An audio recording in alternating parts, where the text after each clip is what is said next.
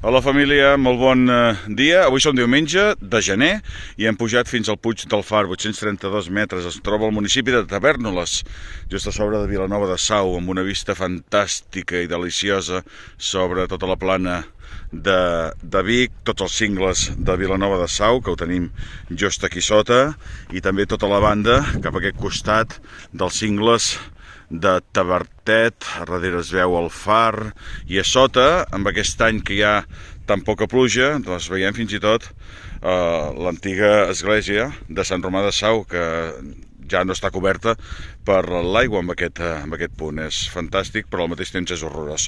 Avui hem pujat aquest cim, també amb els dos gossets i amb la Mercè, amb Embrugir la Duna, i res, és un cim que val la pena des de Vilanova de Sau fer la pujada. És molt senzilla i ràpida, i passant per l'ermita derruïda de Santa Margarida d'Ardola. El Puig del Far.